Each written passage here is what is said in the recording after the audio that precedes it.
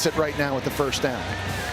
I think the way they've been running the football, I would do that. Oh yeah, ladies and gentlemen, Florida State football is back for another season. After the 2-10 clown show that was last season, we fans are eager to find out if last year was simply a fluke or confirms the reality and that we are f***ed. What better way to find out than to face a powerhouse from past memories? Alabama. A highly anticipated matchup amongst many. Back in June, Castellanos was talking his shit. Nick Saban isn't here to save you. Coming in as 13.5-point underdogs, those comments looked rather silly. As one of the Alabama players put it simply, the disrespect will be dealt with accordingly. And early on, it looked like more of the same. Florida State being unable to stop them on third downs and eventually allowing the Tide to score. With Alabama winning 58 of 59 games when they scored on their opening drive, it felt like fate was decided. But then... Third down and 11, four-man rush from Bama. Castellanos launches it, and a diving effort from Squirrel White. Castellanos finds his man in stride, and it's Jalen Lucas. Look at Lucas go! Holmes. Short side of the field, trying to get the pylon, and he does! Listen to this place roar! If you were to tell me Florida State would win this game in commanding fashion, I would have laughed in your face, rolled on the ground, and asked you to share whatever you were smoking. This merely makes up for the torture us Seminole fans had to deal with last year, and felt like revenge from what happened in the year 2023. The offense played great with the team rushing for 230 yards. The defense held Alabama to 6 of 17 on third down conversions and 2 of 5 on fourth down conversions. In the end, Tommy was right. Nick Saban wasn't there to save them. If he were out there, I guarantee you that we would have seen a headset slammed on the ground and 3 broken clipboards. Now look, Alabama's roster is still loaded with talent, but under Kalen DeBoer, the culture is garbage. Absolute trash. This isn't a dynasty anymore. This is an Amy Schumer comedy special. Case in point, look at number 18 for the Tide. Why the hell should I chase after Mekhi Danzy? To be fair, I'd be asking myself the same question if DeBoer was my head coach. Under Saban, this effort would have had him running stadium steps until he couldn't feel his legs. If I had a barometer up your ass to say whether you were giving effort or not, it was about 50%. The only person who performed admirably on the team was Jeremy Bernard, who had 8 receptions for 146 yards. But hey, what about their 18-year-old phenom and Ryan Williams? I had something to say about him, but I dropped it from the script. Dude couldn't catch the tally flu if he wanted to. He might have been their top receiver last year at the young age of 17, but the only thing resembling the number 17 this time around is how many points the team cared to score. As for their defense, they were flat out exposed, getting sent to school by the Gus Bus. I was skeptical if Malzahn could create a scheme to conquer the Tide. Safe to say he proved me wrong. The misdirections had them looking silly. The lack of physicality was evident. It didn't help that they would from time to time get in their own way by committing unnecessary penalties. This would not fly under the Saban regime. Bama fans are understandably in full meltdown mode. The last time they lost a season opener, the Twin Towers were still standing. Under DeBoer, the team is 6-4 against unranked opponents. Under Saban, they were 124-4. Was this game a product of Florida State being great or Alabama being a bunch of dweebs? I'd have to say it was a little bit of both. This one was massive for the Seminoles and is a testament to how much an offseason can do for a team. And credit to Norvell for all he has done. From the transfers he brought on to the revamped coaching staff. It's not easy to do that, and I wish more coaches were willing to make these sorts of changes. If they continue to play like they did this week, they might as well be a threat to knock Clemson off the ACC throne. Now being ranked 14th in the AP poll, the Noles look onward to East Texas A&M. A game of our time indeed. Until then, how about them Oh, you guys suck! Now you know what it's like to just be another team! Different leagues, am I right? Different leagues! Well, last week was a fun watch. I'm not saying this week was any different, but like, come on, we're playing an FCS team, so what's there really to say? It's not like we've lost to an FCS team in our second game of the year. Yeah, totally not. Anyways, how did the team do this week? Well, they had 729 total yards and won by 74 points, tying our school record. Pure domination on both sides of the ball.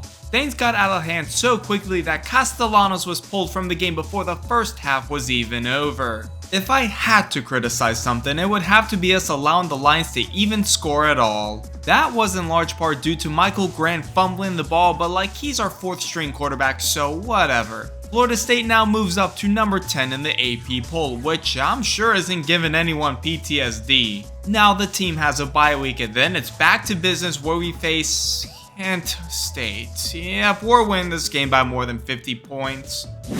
Make that 56 points. Same shit, different day with this one. A game in which Florida State had almost 500 rushing yards and 800 total yards. The game was over before the first quarter ended. Outside of an injury scare from Castellanos, the game was filled with explosive plays, mostly coming from Danzy. Of course that includes this reversal play because we've literally run it every single game up until this point. With this win, Florida State surpasses their win total from last year, ties their rushing touchdowns from last year with 8, and is 11 points away from matching their points total from last year. All of this to say the 24 Noles were hot ass, but you don't need me to tell you that. Time to see what this team can do against Virginia in their first ACC competition. God, I hope they don't treat it like a trap game. I should have known better than to think that the Noles wouldn't play down to their competition. First quarter and I'm having Vietnam flashbacks to 2024. Miscues, turnovers, looking like a group project where nobody knew what the fuck they were doing. Virginia would come out with a 14-0 lead, but then the high-end talent comes in and with the snap of a finger the game is tied again, even taking the lead at one point. Tied going into the half, I knew we were in for a fantastic game. Both offenses were cooking with grease, but one drive in particular had me really concerned for the Noles. A near 8-minute drive where the defense flat out could not stop the run. The Noles would be in prime position to tie back up, but were stopped on a 4th and 1. God forbid they run something simple like running it up the middle. Fortunately, Virginia are a bunch of teases and would go 3 and out and would punt it back to the Seminoles. They would have another chance, and they were marching down the field for a short while. It eventually all comes down to one play. They got 2 guys over there. They got a corner and a safety shading to them. They bring another blitz. Castellanos on the move. Castellanos into the end zone. Diving attempt. Touchdown. Randy Pittman. These bastards just know how to give their fan base heart attacks. And with another Chandler Morris pick, we go to cheese it overtime. Yeah, boy. Florida State would get the ball first and do jack shit with it, leading to 3 points. Virginia would also follow suit and get 3 of their own. Into overtime 2 we go. Virginia would strike first with a touchdown and a 2-point conversion. Florida State is now in deep trouble, but then Castellanos looking that way. Guess who? Bobbled. Did he hold on? Deuce Robinson. Did he have control before he went out of the back of the end zone? They say he did. Deuce Robinson, you madman. Time to get this conversion over with so we can go into the 3rd overtime. After further review, pass was incomplete. In the end, Florida State loses in heartbreaking fashion. Props to Virginia for the massive win and achieving the fastest field storm of all time. I know some of the fans are calling the game rigged, but I don't want to hear it. You know what would have helped? Not fucking up and turning the ball over. You know what you could do though to redeem yourself? You see that team you're playing next week? It would be really funny if you took them down. So much for a golden opportunity. Florida State walked into this game ready to prove the haters wrong. Instead, they handed those haters a buffet. The game started off promising. 3 points on the opening drive. Momentum, hope, incompetence. But then because this team loves pain like a toxic relationship, they decided to go for it on a 4th and 8 on Miami's 41. Because nothing says trust the process like handing the ball to the other team in prime scoring range. Within a blink of an eye, Miami was up 28-3, the same number that Falcons fans wake up screaming about. At this point, Florida State wasn't shooting themselves in the foot anymore. They were emptying the whole magazine into their own fucking kneecaps. Then in the 4th quarter, the Noles suddenly remembered that football is about scoring points. They started to claw back. Hope started to creep in. Noles fans started believing. And that's when reality steps in. There was not enough time and the game would end with Miami winning 28-22. Just another entry into the encyclopedia of pain. From here on out, the Noles had to be perfect the rest of the way if they want to make the playoffs. Man, why do I feel like this bullfuckery is going to continue? Alright, Florida State, now you're starting to royally piss me off. How can you make an 18-year-old freshman look like the second coming of Patrick Mahomes? I'll tell you how. Just look at our linebackers. I'm not overreacting when I say that this is the worst linebacking core I have ever seen. Men lie, women lie, but the numbers certainly don't. It didn't help that Desmond Reed returned from injury and just smacked us around, securing 200 yards and 2 touchdowns on the day. Long time to get across the field. Fantastic job by the guys up front. And that is sort of what we see out of Patrick Mahomes. It was at that moment I remembered that this team flat out cannot win an ACC contest to save their life. The last time they did was when they played Cal 385 days ago. Florida State didn't just lose the battle, they lost the war. Florida State is officially eliminated from playoff contention.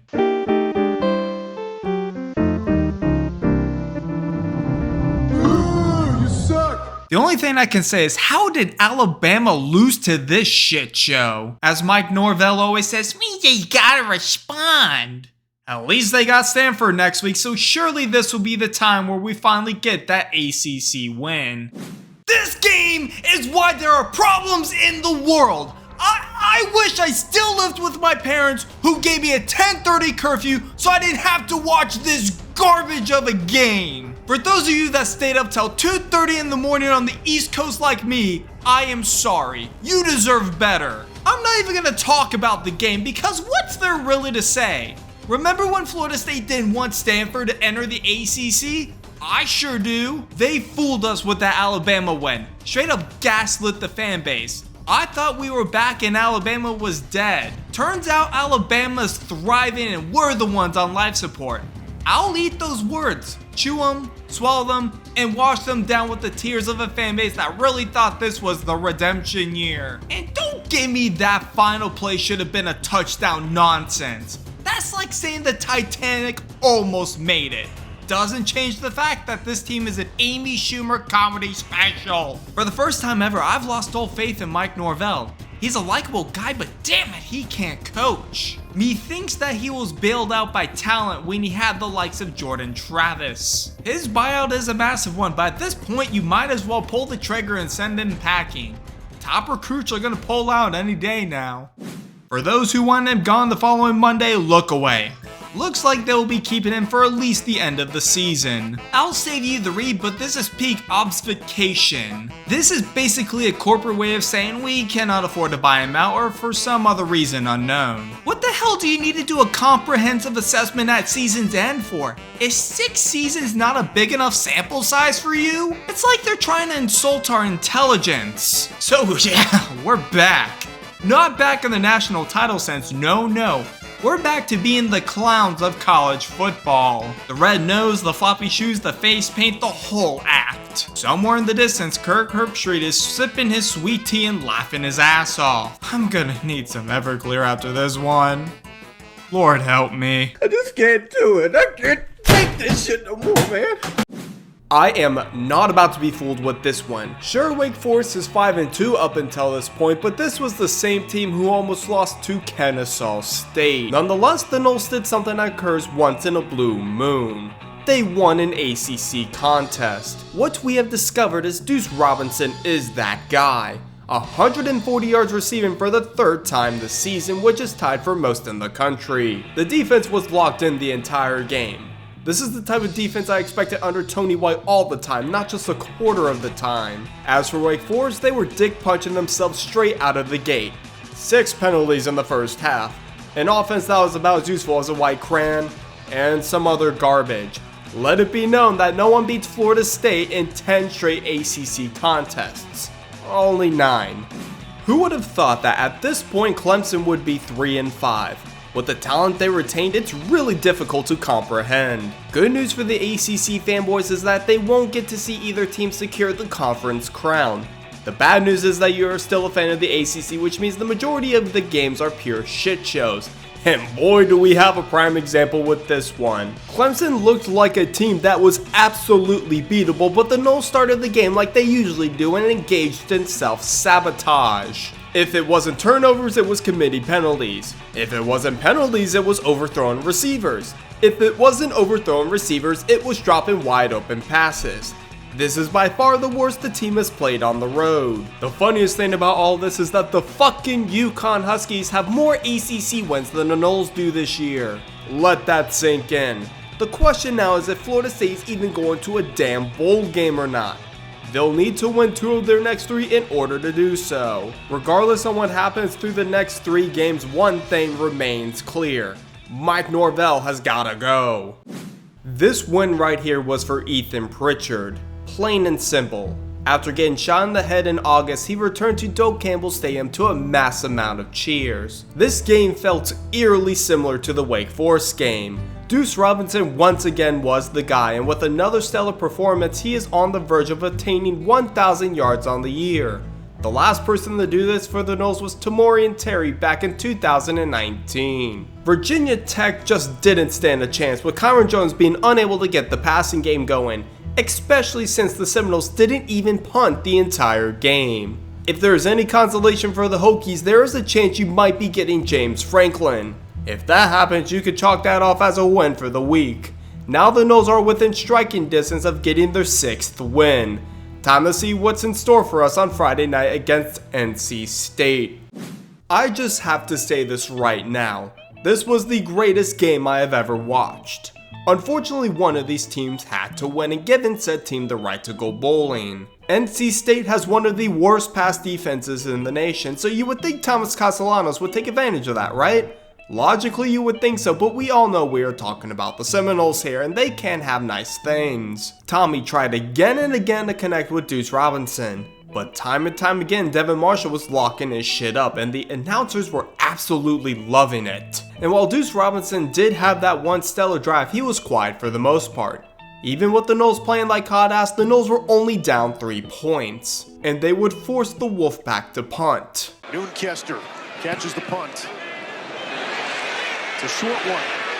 It hits a Florida State player on the helmet. It rolls backwards. Scramble for the ball. Who's got... That right there was peak Noles football. The ball bouncing off a return player's helmet, ultimately being secured by the punter from around the same place he punted the ball from. Not to worry though, because Florida State would end up picking the ball off. Or at least should have been. Well, you know what? Whatever. It's 4th down and the Wolfpack will have to punt again. NC State gets the ball back. They force another punt. Fair catch called for. White muffs it! Are you kidding me? NC State recovers! They muffed it again! Oh, no fucking way that just happened! You can't make it up!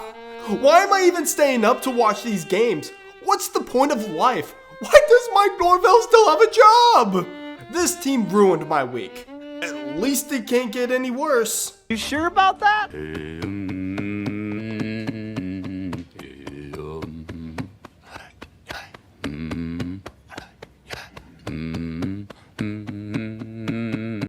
What Florida State needs to do here is quite simple. Win against Florida and they get to go bowling.